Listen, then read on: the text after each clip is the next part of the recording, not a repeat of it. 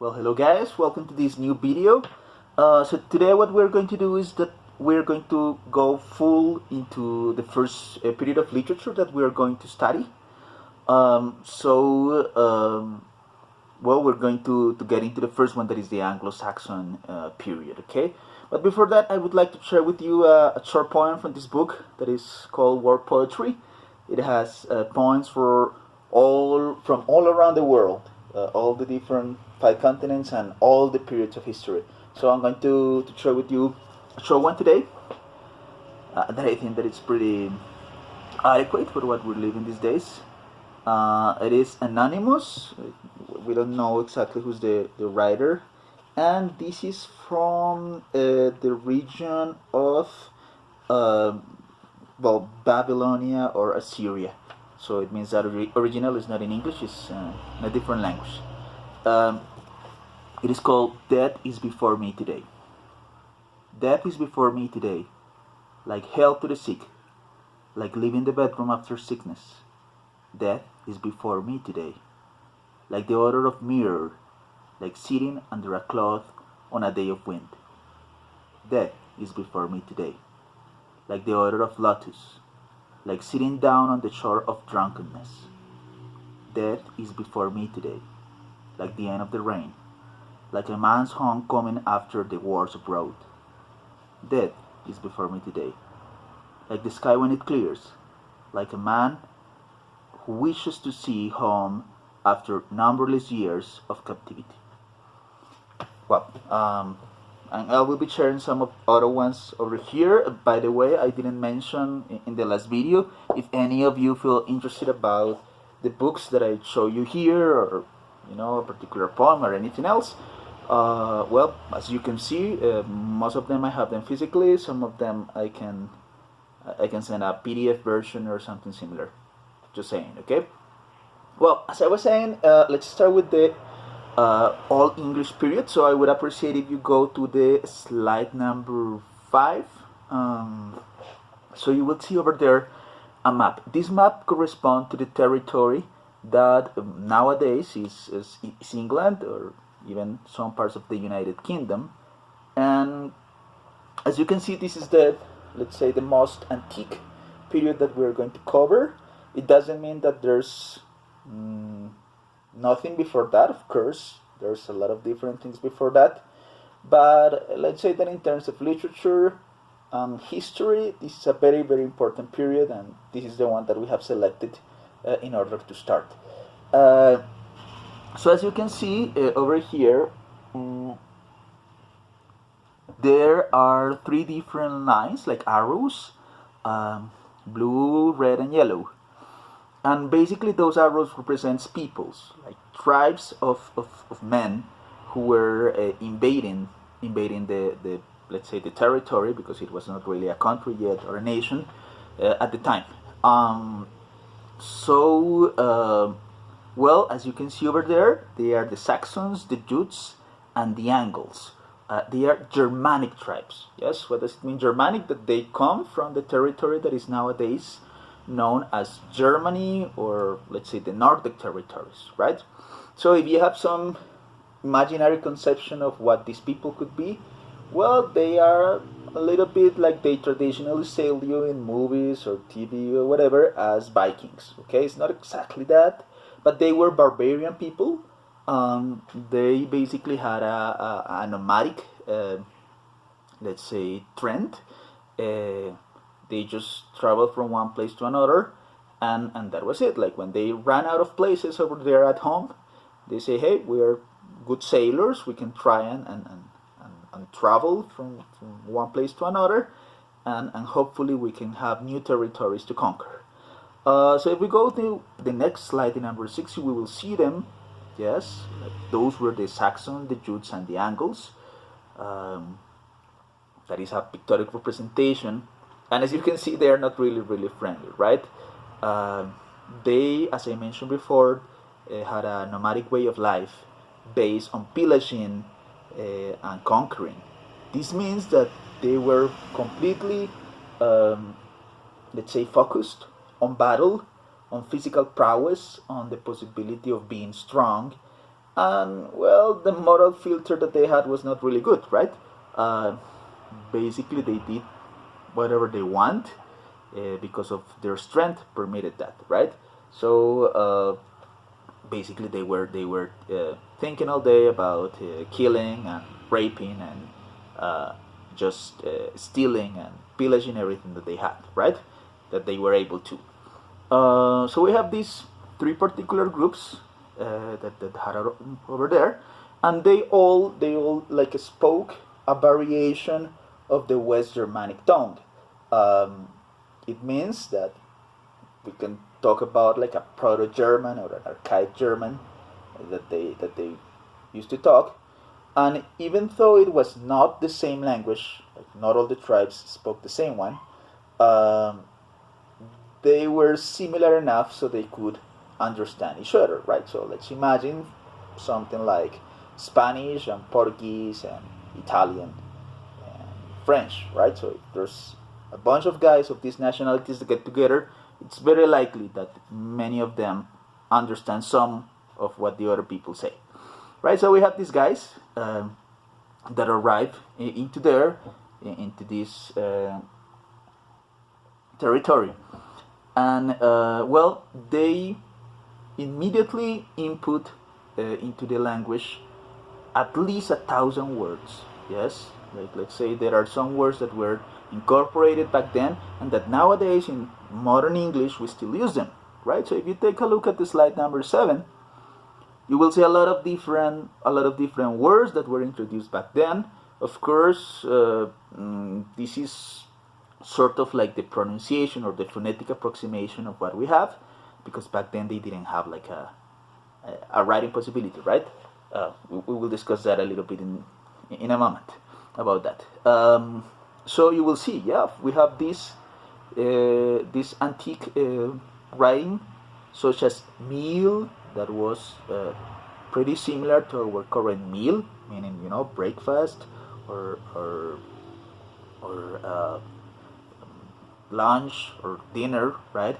We have the word lamb that is really similar to lamb, like the meat extracted from a particular animal.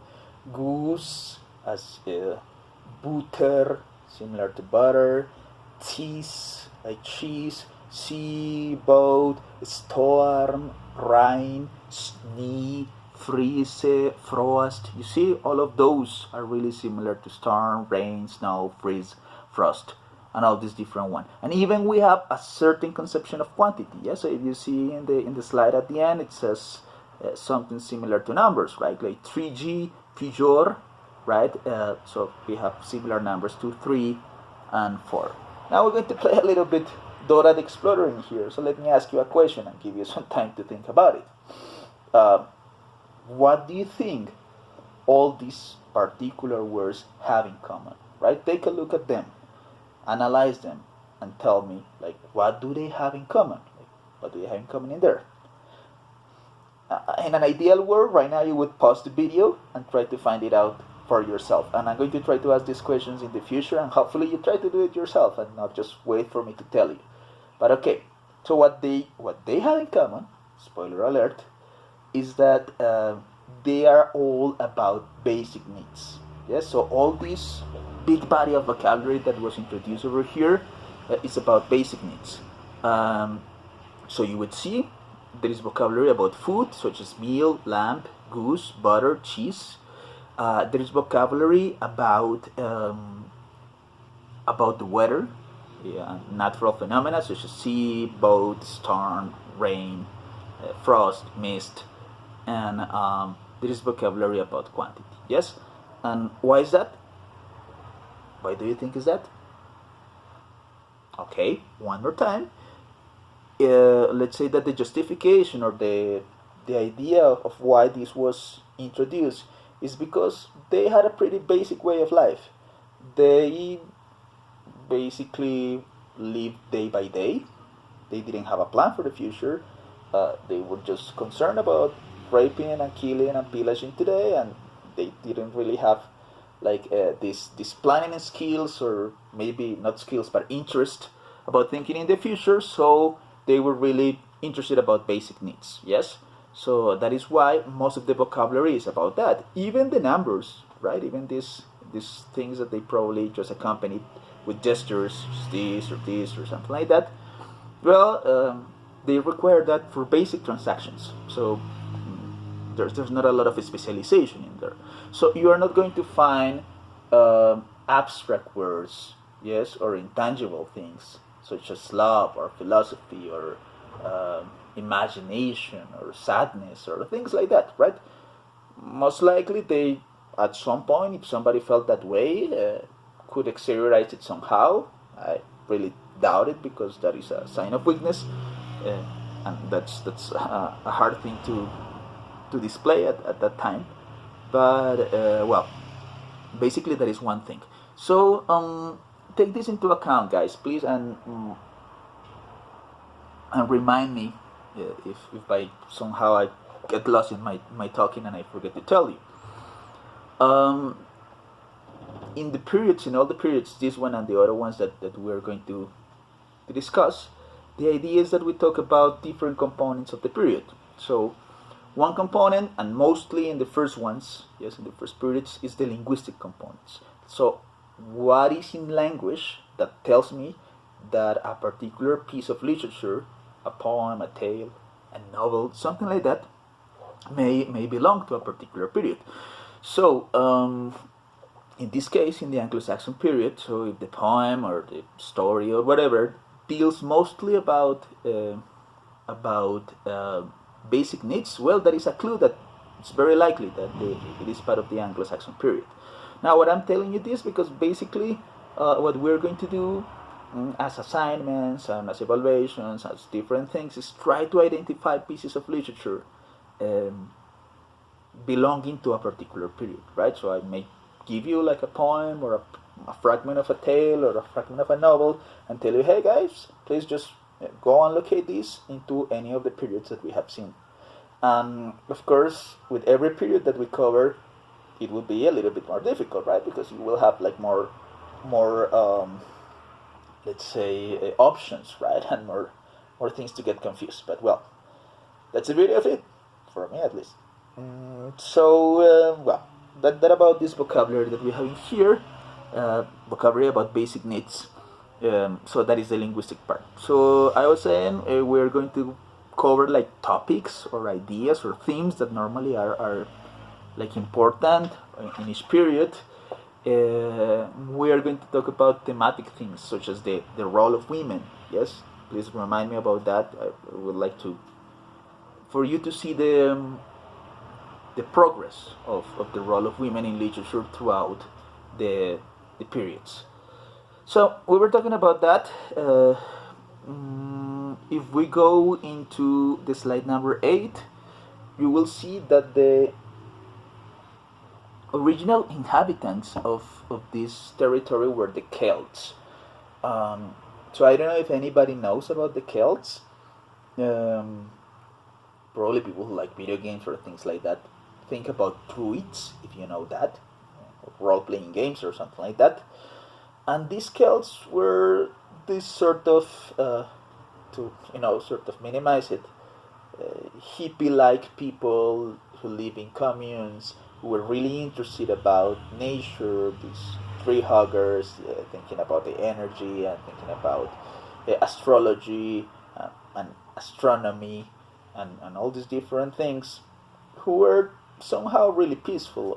If we have time, maybe we can go a little bit in deep with them later on. But well, imagine this hippie commune that was not at all prepared for the invasion of these barbaric guys, muscular guys, full of stamina and hormones and, willing to kill and assassinate everybody and to rape every woman who was available for them. So they were not prepared at all for receiving these guys. They were not prepared to resist them. So they were obliterated, basically. Yes. So we don't have a lot of traces of their language. Many of them spoke variations of what we know today as Gaelic, or Gaelic, and it is somehow spoken in certain parts of Ireland, but the language has almost disappeared. So even though we have certain cultural traditions that live today, well, they didn't survive that much, and it is because of what I have mentioned. Maybe some of the reminders of that are in Ireland or in Wales or things like that, places like that. Well, if we go to the slide number 9, we will see another linguistic feature, and it's the addition of suffixes, right? So from this period, we have some suffixes that were eminently Anglo-Saxon and that we still use today. Yes. So if you see in that slide number 9, you will see that, for example, we have the suffix ing, ing, yes, that means people of, people who inhabits this particular area. So, for example, we have places in the United Kingdom, such as Worthing, Reading, or Hastings, yes, and it means people of Worth, the people of Read, the people of Haste, yes. So that suffix means that particular part. Now the word ton, what does it mean? Ton, like it sounds pretty similar to something modern, right? Like to town, and basically it was that. Yes, so we have Tawton or Burton or Luton, and it means the village or the town of Taw, the village or town of Burt, the village or town of Lut. And we have, for example, another suffix such as ford, that means there is a river crossing through this particular town. So again, we have places such as Ashford or Bradford or Watford, in which there was a famous river or creek or body of water who traversed the particular place. So those are things that we have and that we have inherited over there. Well, as you probably imagine, these guys once they killed or sort of eradicated the Celts, or even when they were just a few of them, well, they didn't have other choice than start like fighting each other, right? Because that's how this sort of peoples behave, right? So from the three tribes that we talked at the beginning, the Angles, the Saxons, and the Jutes, well, eventually the ones who prevailed, the ones who won into this conquering battle, were the Angles. That is why eventually this territory started to be called Angle land, right? So it means the land of the Angles, the land of the people who discovered that. Who did not discover, who invaded that and basically killed everybody. Now, there's something that I always like to mention in the class, and it's like these preconceptions that we have about language, right? So, now that you're in 10th semester, hopefully you have already eradicated that from your minds. I expect so.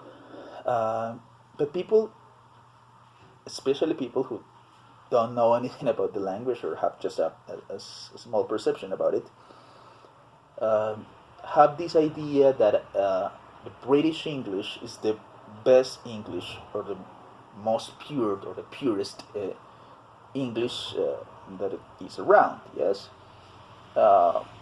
it happens a lot. It says that British English is more elegant.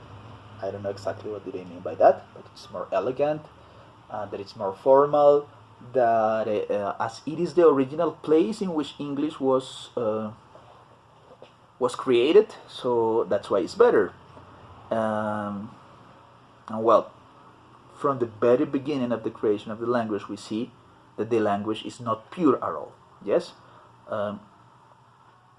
in this Anglo-Saxon period, we're seeing that it is just a deformation of the Germanic language, and that even the very name of the word, yes, English, or the place in which it is, let's say, cradled, well, it doesn't even belong to the original people. Yes. So from the very name of England, we're talking about something that is not pure, that is not original, or is not immaculate somehow, right? So take that into account, because we will see that there's a lot of other influences in the language, and that doesn't make it worse, right? I think that actually enriches the language. That's my opinion. But if you're one of those guys who thinks that British is better because it's original, because it's pure and elegant, I don't know how elegant this could be if it was inherited from raping, killing bastards, right? But well, that was it.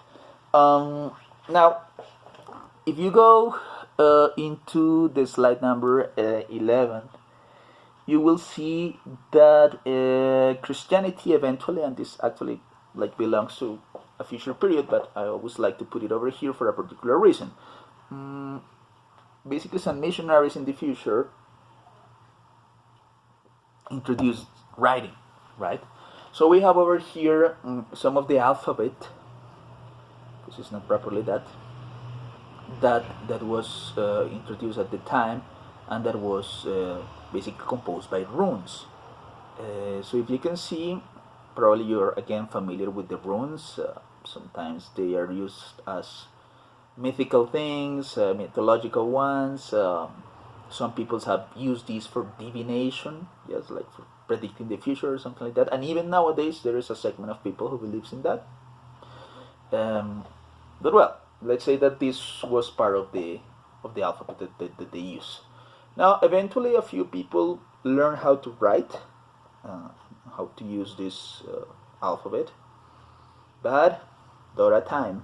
Why do you think that they didn't write a lot? Well, they didn't do it because they didn't have materials to do that. Yes, so paper was inexistent. The technique of writing on parchments, that are the bodies of animals, like the skins of animals, and writing over there in parchments, well, it was not developed yet. Maybe some of them did it, but many of those were not interested and didn't know how. So basically, if you want to write something, you have to take a hammer and a piece of metal and just put that into a stone or into the ceiling or the wall of a cave or something similar. So in order to spend your time writing a word and taking 2 hours to do that, whatever you needed to say needed to be really, really worth it, right? So there's not a lot of evidence of this writing, at least on a daily procedure, a daily basis. Mostly they provided pretty short and uninterrupted messages, such as enemies here, I don't know, shelter close, I don't know, or maybe even their names, a pretty archaic version of Diego was here, haha, right, or something like that, in order to provide some sort of status or fame, if you want to call it that way. But we are going to see that most of the information that we have from the Anglo Saxon period is oral tradition, yes, and this oral tradition basically has the advantage of being transmitted from parent to child to grandchild, etc. And that's nice, but of course many things may have been lost in the process, and many things may have been changed, edited, we don't know, right? So the information that we have about certain sagas, that was basically what we have over here, we'll talk about it later on, or some of the literary productions, well, they are not let's say written, right? At some moment, historians or scholars or writers or people interested in the topic like started collecting these and putting them into writing, and that's something that we can sort of expect from this, right? But that is another characteristic of the period. There is not a lot of writing, almost none. So most of it is related to oral tradition. And what happens with orality? Well, we are a little bit careless when we're talking. I have this awareness that I repeat a lot of words, such as basically. If you take a look at this video or any of the other ones, probably I've repeated that word 1,000 times, and that happens with orality, right? So we see that many of the sagas or the literary materials that we have from this Anglo-Saxon period sometimes may be a little bit repetitive, sometimes maybe a little bit careless, because of that, because it is a reproduction of the discourse, and when we're talking, like we just talk and we cannot like correct what we already said. It is let's say it has these particular mistakes. So take that into account. Yes, orality is prevalent in this particular place. Okay. Well, let's continue talking about language a little bit. Yes, and it's the slide number 13. Now take a look at this, and hopefully you can ask these questions yourself over there, and most importantly answer that, right? So if we take a look at what it's in there in the slide, it says that the nouns had 3 genders: male, female, and neuter, and they could be inflected up to 5 cases, right? Before we continue, so think about that. How many genders are in English? Most of you that were probably in some previous subjects with me, such as the elective or something like that, may already know the answer, or at least remember that I asked the question before, right? So how many genders are in English? Answer that, okay? Because in Spanish, how many genders do we have? Yes, so you would say, oh yes, of course it's masculino and femenino, and do we have neuter? Do we have neutro? I don't know, you tell me. Then again, the answer that many people provides when I say that what are the genders in English, would say, well, of course, male and female, pretty easy, right? Well, what is the gender of table? So again, many people would say like, oh well, table, of course, it's female, pretty easy. Table, la mesa. So what about if you don't speak Spanish? Like, would you be able to identify the gender of the table, or of the car, or of the desk?